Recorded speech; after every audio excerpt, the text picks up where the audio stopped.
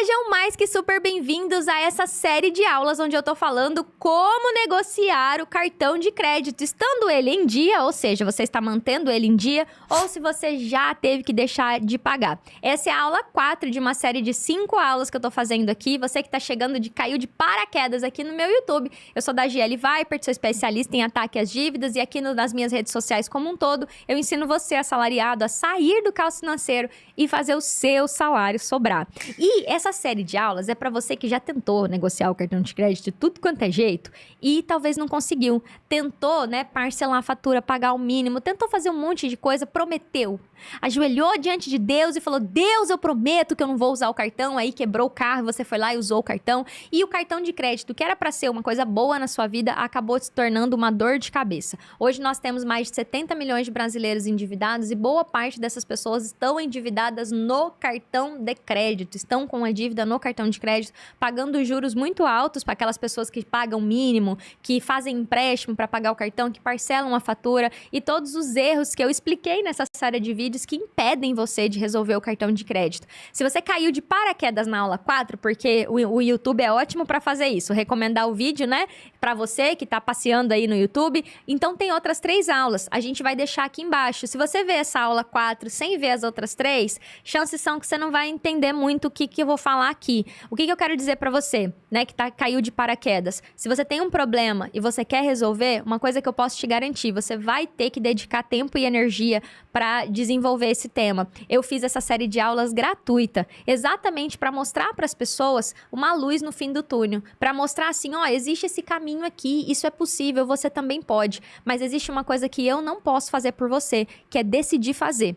Então, eu gosto muito de assistir aulas no YouTube e por isso que eu tô tão engajada de fazer mais aulas no YouTube, porque eu aprendo muito através do YouTube, mas eu sei que exige dedicação, exige que quando eu chego em casa eu vou lá e falo, que eu boto um alarme no celular para eu ver as outras aulas. Então, como essa é a aula 4 e tem outras 3 aulas, se organiza para você assistir, começa pela aula 1, onde eu expliquei os erros, depois na aula 2 eu trouxe para você o que é de fato uma negociação efetiva, que começa por entender que não é negociar um cartão e não negociar o outro, que precisa atacar a dívida como um todo, todos os cartões que você tem precisam ser reorganizados, onde eu expliquei se precisa parar de usar ou não, Na aula 2 eu falei sobre isso e falei sobre o quanto as pessoas têm uma crença que elas não vão sobreviver se elas mexerem nesse cartão de crédito para negociar. E é o oposto, É através da negociação que você dilui uma dívida absurda, consegue parcelar por um valor justo, sem esses juros abusivos, pagando somente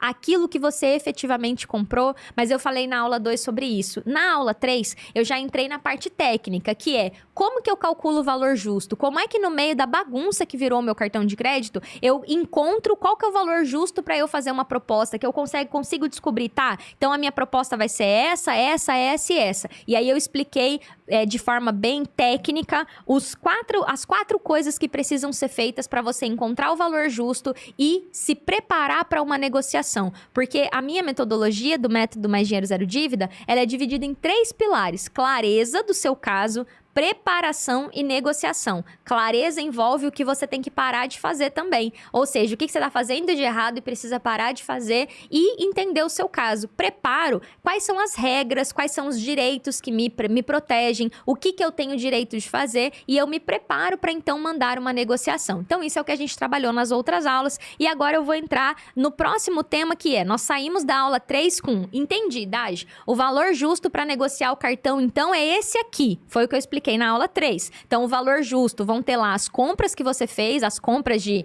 colchão, televisão, roupa, sapato, enfim, as compras que você tem no cartão de crédito, mercado, enfim, tudo que você tem lá. E aí eu expliquei outras coisas para quem tem parcelamento de fatura. Digamos que chegamos num valor justo de 30 mil. Aí você olha para mim e fala assim, criatura, como é que eu vou pagar esses 30 mil? Eu vou tirar da onde? Eu não tenho como pagar isso à vista. Eu sei disso e é sobre isso que a gente vai falar aqui agora. Então, ao longo desses últimos dias, eu fui fundamentando para vocês por que essa minha metodologia é rígida. Porque eu falei para vocês, a minha metodologia não permite que a pessoa negocie um cartão e não negocie outro, que ela não resolva um cartão. Que aquele cartão, ela fala, não, esse aqui é meu cartão de estimação. Porque tudo que eu ensino é com base na lei do superendividamento. E na lei do superendividamento, sem precisar entrar na justiça. Tudo que eu ensino é um exagero. exagero, vou corrigir a minha fala. O que eu ensino tem como uma das bases a lei do superendividamento. A lei do superendividamento, lei não foi feita para entrar na justiça. É isso que as pessoas não entendem, né? Imagina se toda vez que você furasse o sinal, criatura, o Detran tivesse que entrar na justiça para te dar uma multa. Por isso que tem lei. Furou o sinal, multa R$200. Exemplo. Porque já é legislado a respeito disso. O superendividamento foi legislado exatamente para que uma pessoa não precisasse entrar na justiça toda vez que está endividado. Então, a lei, ao mesmo tempo que ela é muito boa, ela também tem os seus pontos de melhoria, pontos que não ficaram tão bons. É uma lei muito antiga, ela foi escrita lá em 2015. Então, quando ela foi aprovada em 2021, na minha visão, ela já estava defasada, sabe? Então, tem muitas coisinhas lá que não fica óbvio como é que faz. O cálculo do valor justo é uma delas. Então, quando a gente fala aqui dessa rigidez, é porque a lei fala que a etapa compete a tudo que é fora da justiça, a fase conciliatória, que é o que eu atuo. Explicando para as pessoas que elas não precisam gastar dinheiro para negociar um cartão de crédito. A dívida de um cartão de crédito é a dívida que eu tenho certeza absoluta, como 2 mais 2 são 4, que ninguém precisa entrar na justiça para resolver.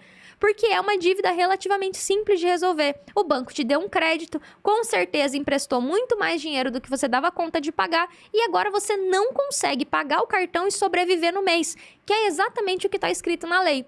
A pessoa que se atesta incapaz de pagar todas as suas dívidas e sobreviver com o mínimo existencial. A pessoa não consegue, ela precisa voltar a usar o cartão para viver. Aí talvez você fala, não, Daj, mas se eu pagar o cartão, aí eu uso o cartão. Não é isso que a lei fala. A lei fala a pessoa que não consegue pagar a dívida e viver com o dinheiro dela. Isso é um cenário de endividamento. É superendividamento, foi o nome que foi dado, mas é endividamento grave, o nome não importa. Eu só quero que você tire essa coisa de lei da tua cabeça, porque a lei deixou claro lá que uma vez que a pessoa tá nessa situação, existem 2 responsáveis por esse problema. Não é só você. E aqui agora eu que briguei tanto nas outras aulas, vou passar a mão na tua cabeça. A culpa não é toda tua. É isso mesmo. Eu que sou braba e falo assim, criança reclama, adulto resolve, que é a frase do Guto, não é minha, tá? Pra não dizerem que eu tô plagiando o cara. A frase é do Guto Galamba. Eu gosto dele, que ele é bocudão assim igual eu, ou eu sou bocudona igual ele, não sei, e fala as verdades, né? Eu que falo as verdades vou dizer pra você, cara, você foi vítima um pouco também, sabe? A culpa não é toda sua. O banco foi te dando crédito, te dando crédito. É bonitinho até ver um jovenzinho que acabou de conseguir um trabalho falar, menino, Nubank me deu 2.700 de limite. A pessoa tá ganhando 400 no estágio. Né? Um estágio hoje em dia paga isso, 400, 500 reais. E aí, nada contra o Nubank, não tenho nada contra banco nenhum. Mas como que libera 2.700 reais de limite para um jovenzinho que tá começando a vida agora e ganhando 400 reais de bolsa? Ai, mas é porque aí ele pode parcelar as compras dele. Mas ele não tem educação financeira. E aí, o que a lei disse, né? A lei disse que a responsabilidade, quando o banco empresta muito mais dinheiro do que a pessoa poderia pagar, o banco assume a responsabilidade de reorganizar essa dívida, de reduzir o juro e de readequar isso para a pessoa conseguir pagar, sair do endividamento. Tá tudo lá na lei. Não acredita em mim? Vai lá ler a lei. Você vai ver que tá tudo escrito lá. Ou seja, quando eu falo que a culpa não é toda sua, é que eu tô dizendo que tem 2 responsáveis por essa parada. Você é responsável. Você não é santo. Você usou o cartão de crédito, gastou mais do que podia pagar, com certeza pegou muito mais limite do que precisava. Eu posso falar porque vira e mexe me oferecem um cartão de 40 mil de limite. Eu acho que se eu quiser pegar todos os cartões que eu tenho, dá uns 250 mil de limite se eu quisesse usar todos eles. Eu só uso um.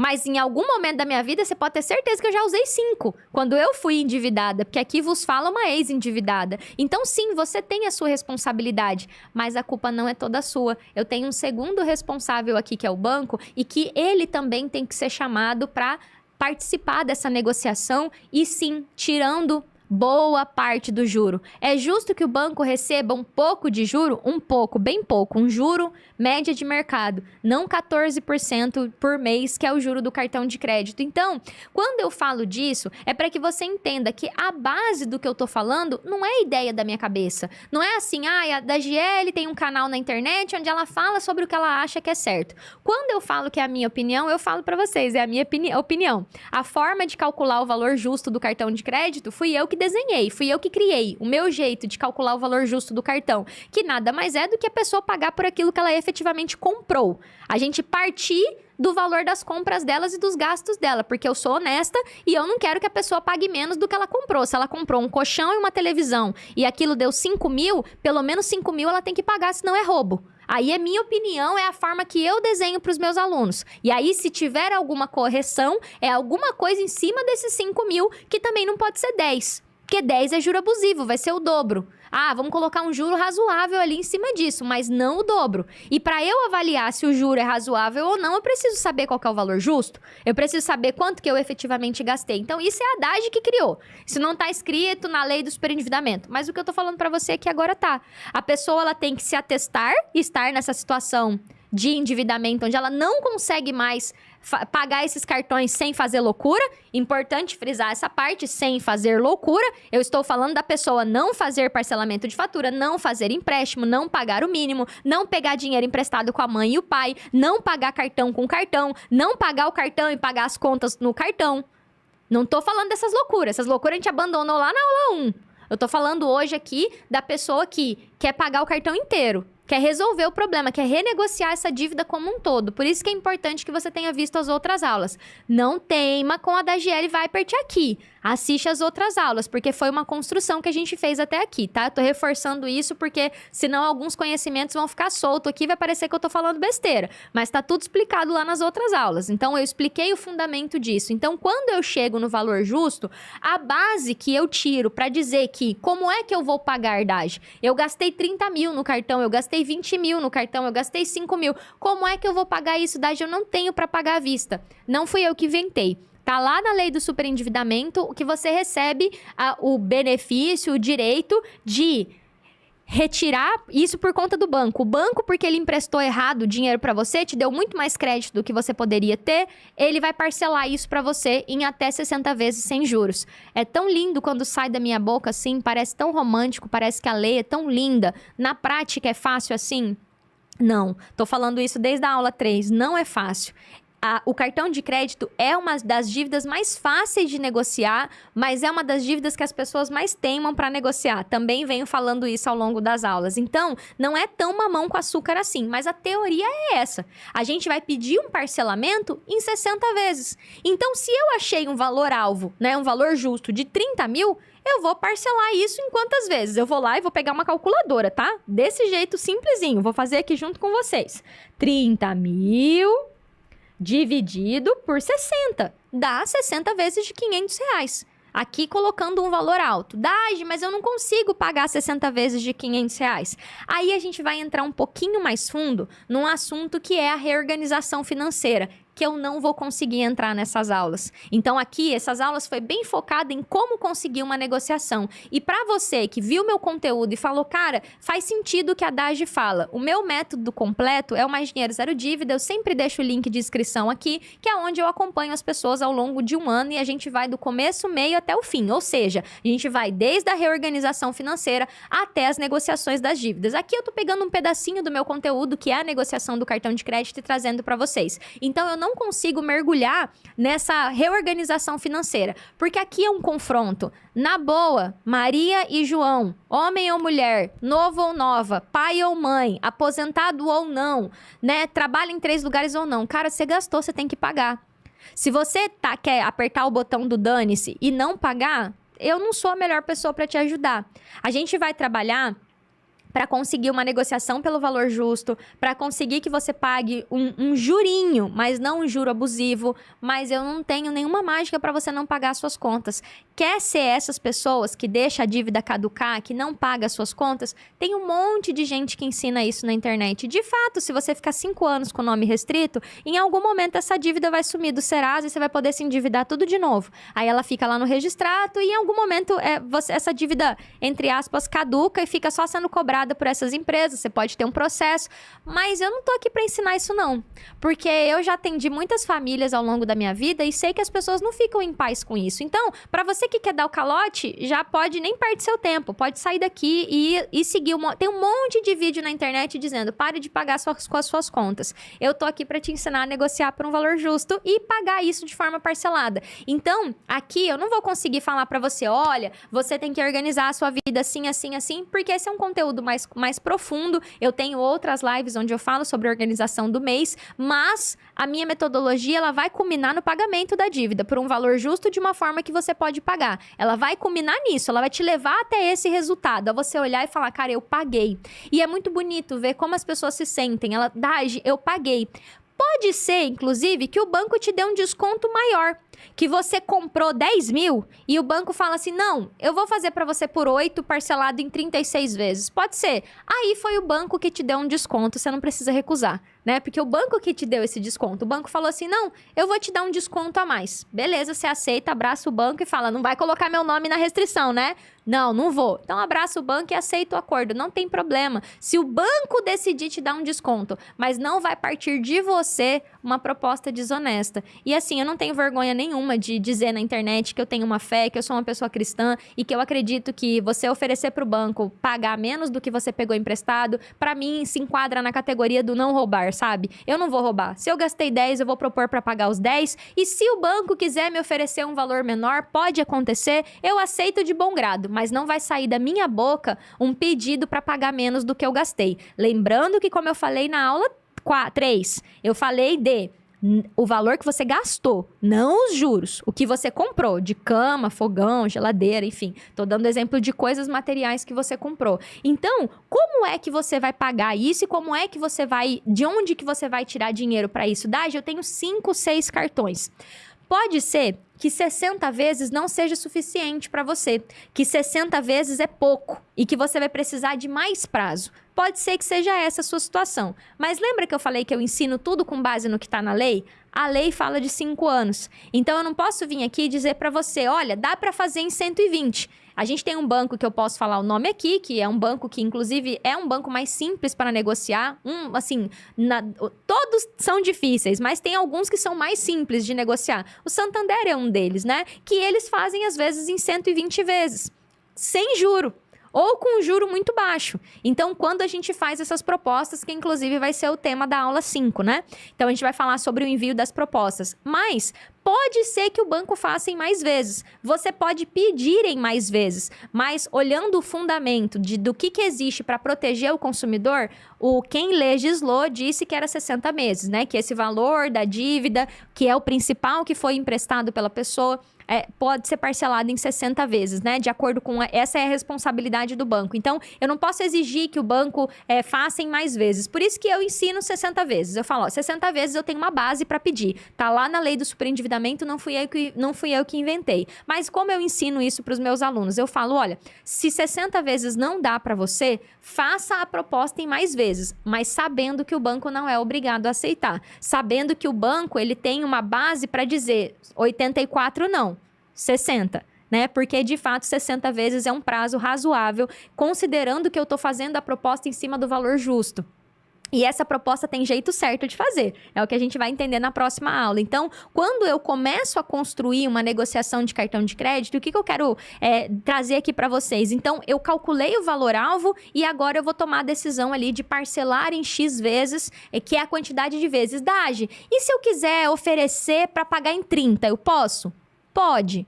Mas eu vou ser muito sincera com você, no começo eu não recomendo. Você vem de uma desorganização financeira, então se existe essa abertura para ser feita em 60 vezes, por que você não vai fazer? Então eu sempre falo assim, ó, às vezes é melhor você fazer em 60 vezes e se a vida melhorar, você vai lá e pede para antecipar, do que você fazer em 30 e se apertar, até rimou. Então, normalmente eu costumo dizer que como a dívida do cartão de crédito é uma dívida que normalmente é grande, quando a gente calcula o valor-alvo, ela dá uma reduzida, mas mesmo assim é um valor alto. Então a pessoa vai precisar desse parcelamento. E um ponto que é importante aqui para vocês é dizer assim: Dagi, ao parcelar esse cartão de crédito, meus problemas acabaram?